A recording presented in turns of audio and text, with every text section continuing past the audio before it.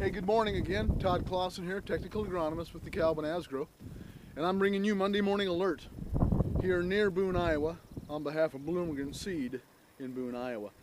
It is Memorial Day, a beautiful morning, so it's May 28, 2012. Hey, just a couple of things.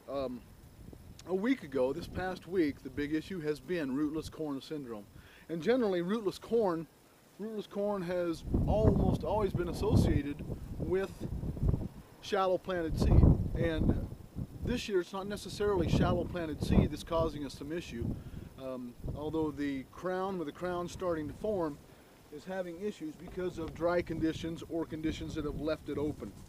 My crown likes to form about 3/4 of an inch below the soil surface, and here you see a crown forming very well. I have nodal roots coming out of it.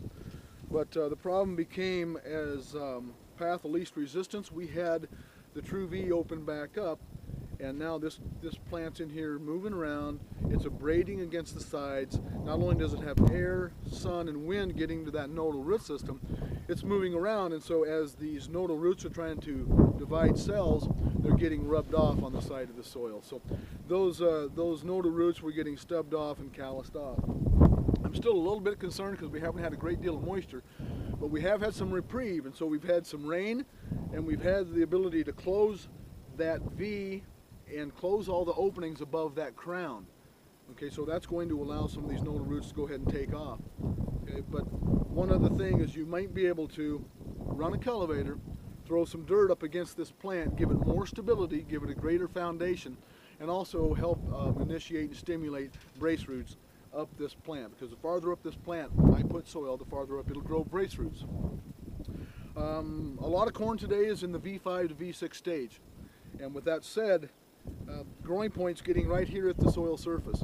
At V6, growing point will come out of the ground. This plant's about 14 inches tall from the soil surface to the uppermost leaf here in the whorl. But at V6, this plant's now going hard, and the growing point's out of the ground, and it's going to start running. We're going to put on a leaf about every 3 days to 3.5 days. An issue, as the growing point comes out of the ground, the plant can get very, very brittle at the soil surface. And here's an example of what may happen and can happen. Is you see the tissue behind the growing point is now stock tissue, and this plant was really brittle, and you know, yesterday we had about 40-mile-an-hour wind gusts, so this can happen, and it is a stage of risk. Outside of that, corn's moving fast. We need some more rain. We didn't have a great deal of rain over the weekend, especially as we look east of Highway 71 here in western part of Iowa. Soybeans, the only thing I'm seeing with soybeans over this past week. Planted, rolled, 40 to 50-mile-an-hour wind gusts. I would get out there and check some soybeans that had all those winds, particularly on Wednesday, the 24th, because there are some plants that have been cut off. And you'll want to check that. You'll want to check your remaining population and make sure that you have an adequate stand to bring you the type of yield that you want. So a couple things, you know, corn's growing fast, growing point's getting to the soil surface. Pay attention to those farms that may have had some rootless corn syndrome, and maybe run a cultivator to get some dirt around that foundation. And pay attention to some of those soybean fields that were rolled and had a lot of wind blowing across and maybe cut some plants. Okay, so hey, I'm Todd Clausen. I'm technical agronomist, DeKalb and Asgrow, bringing you Monday Morning Alert from Bloomgren Seed. It's Memorial Day 2012. So military personnel, active and retired, thank you so much for the blanket of security that at least my family gets to sleep under every night.